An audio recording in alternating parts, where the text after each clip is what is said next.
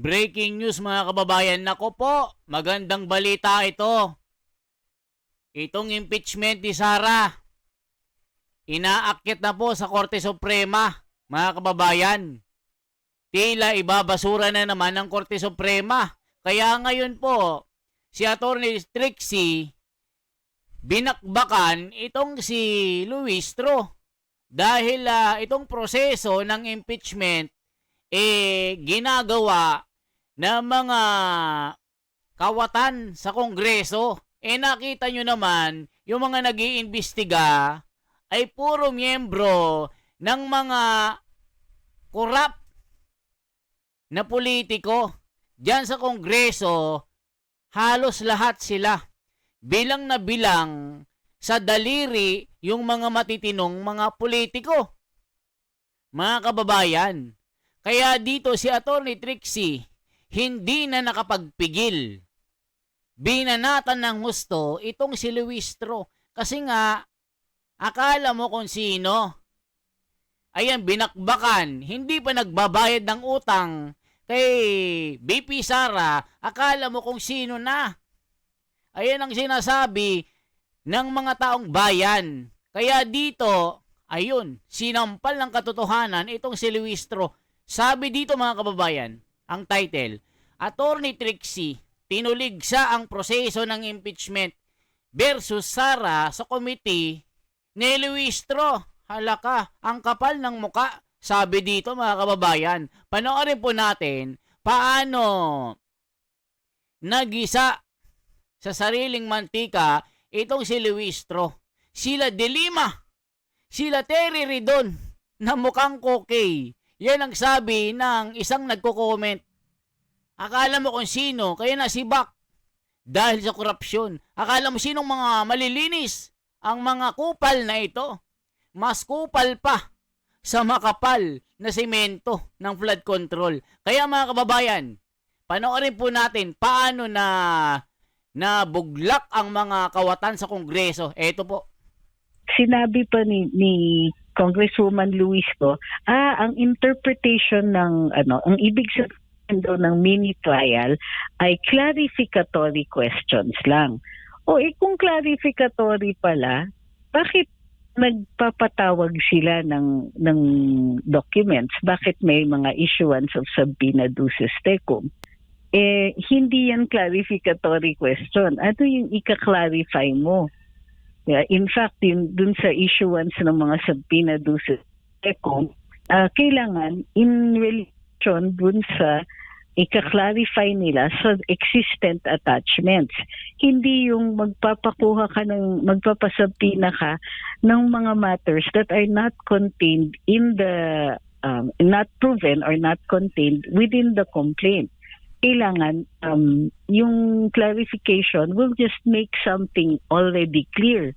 Ano na naman in-attach pag pursuant dun sa mga bank accounts niya .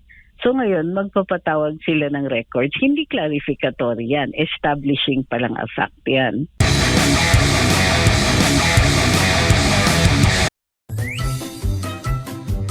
Kita nyo, simula pa lang mga kababayan, nagising na or nabuljak na itong si Luistro. Nako po mga kababayan, isa rin ito sa mga miyembro ng maleta sa flood control. Ito ang pinasabog ng 18 Marines. Mga kababayan ko, sila Erwin Tulfo, Tito Soto.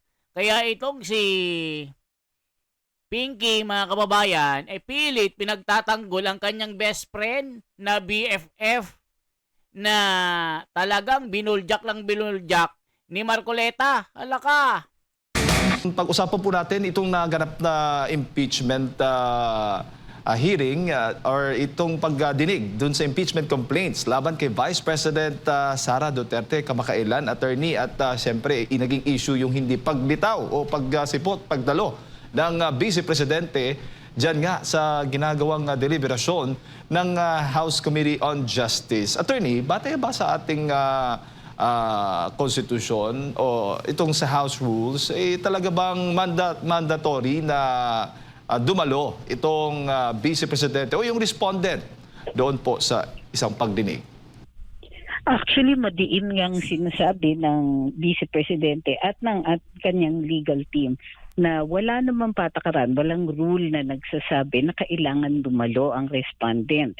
Pag binasa niyo naman, tama naman din sila, nasa bagong rules ng 19th Congress on impeachment na wala nakalagay doon na nire-require yung attendance ng respondent. Kung kaya't hindi rin pumunta si Vice.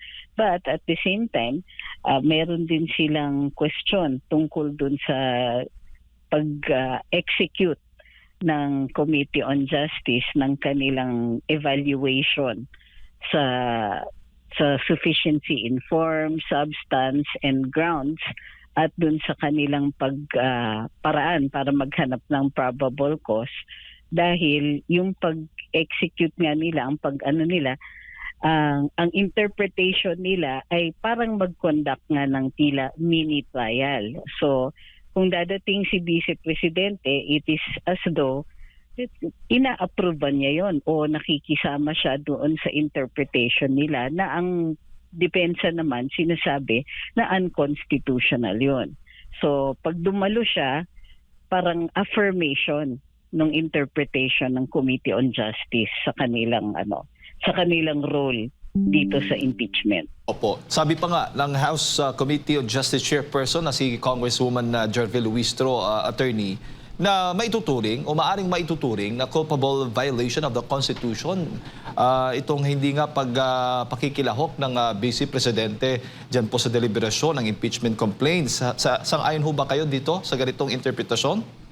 No, of course not. Walang nakalagay doon sa sa ligang batas na may obligasyon siya na umattend. So, kung gusto sana nila, nag-file sana sila ng nag-finding of contempt dito kay Vice. Pero at the same time, wala din sa rules yun. So, yung sinasabi nila na violation ng Constitution dyan, wala naman nakalagay sa Constitution na kailangan yan dumalo. Siguro dapat ang ginawa na lang nila ay itinuloy nila o di sige may finding na lang of probable cause, hindi siya nagpipresenta ng ebidensya. So pwede silang magdesisyon base doon sa kung ano yung nasa harap nila, kung ano yung nakikita nila katulad nitong yung answer, yung complaint affidavit, yung attachments. O, kita nyo mga kababayan, nabuljak si Luis True. Komite ng mga buhaya ito, mga kababayan. Nakita nyo naman kung ano yung mga wini-wika na mga pananalita ni Attorney Trixie. Makikita mo talaga dito ang tunay na abogado. Sabi nila, clarificatory. Bakit kailangan ng mga dyan, yung mga ebidensya dyan, di ba, mga kababayan? Bakit si Sara yung magdadala ng kanyang sariling ebidensya? Bakit si Sara yung maggagather ng information, yung magsasaliksik ng mga informasyon laban sa kanyang sarili para patunayan na siya ay nagkasala? Saan kayo nakakita ng ganyang komite? Mga kababayan, na yung akusado ang magbibigay ng panahon sa kanyang sarili para magdala ng mga DNA. Ibig sabihin, mga kababayan, yung DNA, yun yung saksi na mga dokumento na magsasabi na kung itong si Sara ay guilty or not guilty. Ano kayo, siniswerte kayo? Ginigigil niyo si The Wonder? Ha? Lumalabas na naman yung litid sa leeg ko, ha? Ginigigil nyo ako, ha? Kayong mga tangalista, bobolista kayo, ha? Crisis na. Sasabihin nyo, go, go, go, BBM. Nasa likod mo kami, tangalista pa more. Tangalista, bobo more. Kaya binabakbakan ni Marcoleta at saka ni Robin Padilla at ng taong bayan. Tignan nyo, gagawa ng emergency, calamity of energy, etc. Late na. Napakalayo ng Pilipinas sa gera. Kauna-unahan na magdeklara ng scarcity ng energy. Napakalayo ng Pilipinas sa gera. Number 1 sa presyo ng gasolina. Saan kayo nakakita ng ganyang mga taktika, mga kababayan? Ginatasan ng Pilipinas. Naghihirap tayong mga Pilipino. Lalong-lalo na mga driver, taxi driver. Lahat na ng driver, mga kababayan. Kawawa tayo kasi isa din akong driver. Iniinda ko rin ang gasolina. Tapos ang ginagawa ng Kongreso, impeachment pa din. Saan ka nakakita ng ganyang mga politiko ngayon? 'Di ba, mga kababayan ko? Nakakabwisit, nakakakulo ng dugo. 'Di ba? Tangalista pa more. Bobolista pa more. 20 pesos pa more na bigas pa more. 60 pesos na. Kadadaan ko lang sa palengke ni Aling Maria. Na high blood ako sa presyo ng bigas, 60 pesos. Malaginto na diamante na kumikintab. Parang ulo ng mga tangalista na kalbo. Kumikintab sa presyo. Grabe. Tapos si Sara Duterte hinahabol nyo. Mga bobolista kayo. Kung walang ibang ebidensya na prinisinta. Kahit naman po sa anong klaseng proceeding na mayroong na ang finding ay dapat probable cause, kapag hindi dumating yung respondent, walang choice kung hindi gumawa na ng desisyon base dun sa ebidensyang kinaharap nila.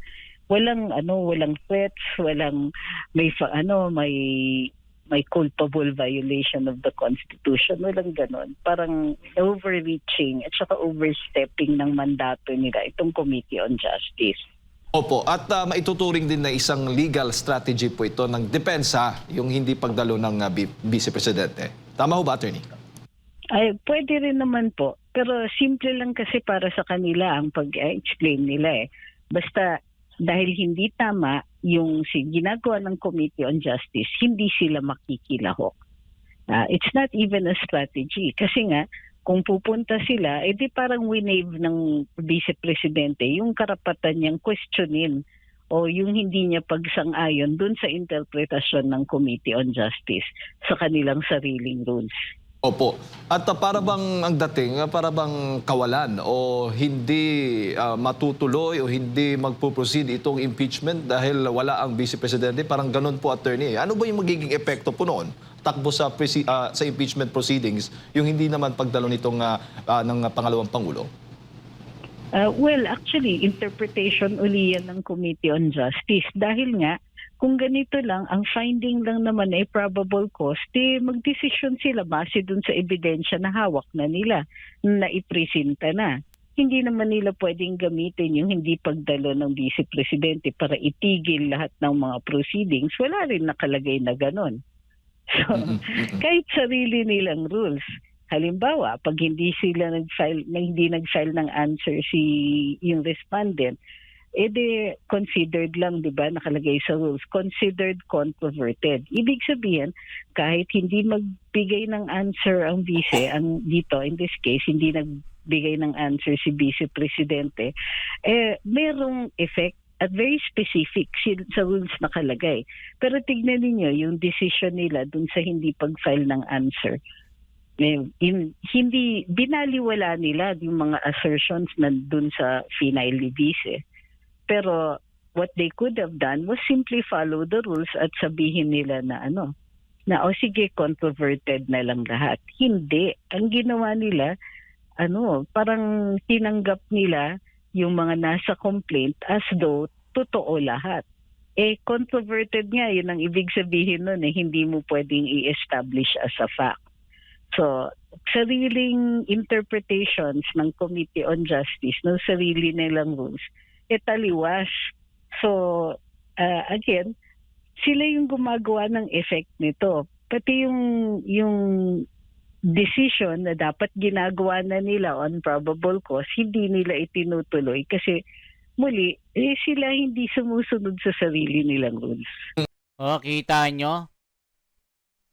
sarili nilang rules hindi nila sinusunod. Tapos sasabihin nila, ipapasugpina nila yung law firm na depensa ni Sara Duterte. Sa akin, nakakita ng ganyang rules, mga kababayan. Kaya nasuplak sila ni Attorney Trixie eh. O, tignan nyo yung mga komento dito.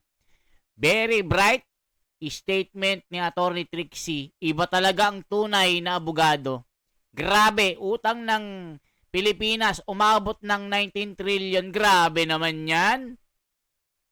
Ilan taon pa lang, 19 trillion na agad. Luis Tro is not a lawyer, abiding lawyer. Tinago nga niya asawa niya sa na-wanted. Halaka. Pumunta na kayo sa Korte Suprema dahil sa ayaw at sa gusto ninyo.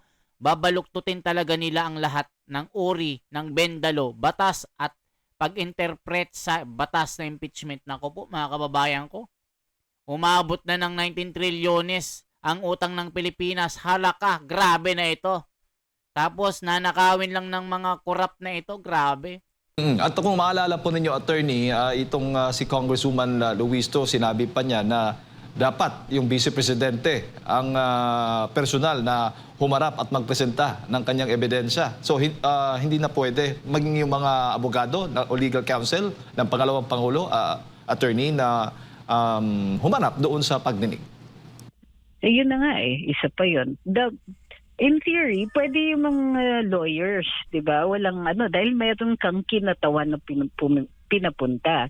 Pero kung kunwari, gusto nila na examinin si Vice President o yung respondent at hindi dumating, walang nakalagay doon ng compulsory processes. Hindi nakalagay doon na may finding of contempt kasi hindi naman siya resource person na pinapatawag in a House inquiry in aid of legislation.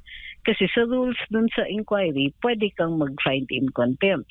Pero dito, sa sarili nilang rules sa impeachment, walang nakalagay doon na mako-contempt ka kapag hindi ka dumating.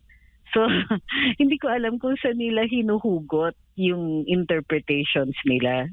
Opo, yung sabi pa nga may tuturing na parang mini trial yung ginagawa ng Committee on Justice patungkol nga dito sa kaso ni VP Sara Duterte. Ang mas malala pa actually. So sinabi ni Congresswoman Luisco na ito they will conduct something like a mini trial. O di sige, pagdating sa hearing the other day, sinabi pa ni Congresswoman Luisco, ang interpretation ng ang ibig sabihin daw ng mini trial ay clarificatory questions lang. O kung clarificatory pala, bakit nagpapatawag sila ng documents? Bakit may mga issuance of subpoena duces tecum? Hindi yan clarificatory question. Ano yung ika-clarify mo? Yeah, in fact, dun sa issuance ng mga subpoena duces tecum, kailangan in relation dun sa ika-clarify nila sa existent attachments. Hindi yung magpapasubpoena ka ng mga matters that are not contained in the, not proven or not contained within the complaint. Kailangan yung clarification will just make something already clear. Ano na naman in-attach pag pursuant dun sa mga bank accounts niya So ngayon, magpapatawag sila ng records. Hindi clarificatory yan. Establishing pa lang a fact yan. Oo. So doon parang nagpapatunay itong na tama yung sinasabi ng Vice Presidente na fishing expedition, yung ginagawa ngayon ng Committee of Justice laban po sa kanyang kaso. Exactly. Kasi ganito yon. Ang trial means that you will test the facts. Kaya nire-require doon sa rules is a statement of ultimate facts. Ibig sabihin, sila ilalagay nila doon, sinasabi nila, ito ang totoo. She committed this or that. Yung commission, kunwari, of a crime o yung sinasabi na she violated the Constitution, conclusion yan. Ang facts, i-establish mo, sasabihin for example, she betrayed public trust in this manner. O, kunwari, or she committed graft and corruption in this manner. So ilalagay nila doon ano yung act, ano yung violation. So dito sa complaint affidavit, ang ginawa ng mga complainants ay naggawa sila ng assertion. Meaning, meron silang bintang pero hindi nila in-establish yun as an ultimate fact. O, kita nyo mga kababayan ko. Itong mga congressman, sila De Lima, Trillanes, Luistro, Terry Ridon, Benny Abante, ay magkakaso kay Inday Sara pero walang matibay na mga ebidensya. Mga kababayan, walang matibay. Puro chismis, puro tanim-tanim, puro hinala, puro assumption. Saan ka nakakita ng ganyan mga kababayan? Kaya itong Korte Suprema, sumasali na talaga. Basura na yan. Walang kwenta yan. Labag sa batas yan. Ayan, kawawa sila De Lima dito. Kaya kayo gustong-gustong mawala si Sara dahil gusto nyong mawala ang mga Duterte. Kasi nga pag si Sara ang nanalo sa 2028, yari kayo. Lalong-lalo na si Marcoleta ang kanyang magiging kalab-team dito. Ang kanyang magiging vice presidente, yari kayo ang gigiba. Giba-giba dito, giba-giba. Ang harang giba talaga. Totoo lang yan. Mga tangalista, bobolista, mag-comment kayo. Ginigigil nyo na naman si The Wonders at sasabihin nyo, DD shit. Basta DD shit, fake news. Nasaan ang fake news dyan? Di kinanonood ng buong video? Bobolista, tangalista. Diba mga kababayan? Isang like, isang share po, at isang subscribe. Mabuhay po mga kababayan. Ako si The Wonders Philippines. Salamat po. Ipag-pray po natin na sana po matapos na po itong krisis na ito. Ang pagtaas ang presyo,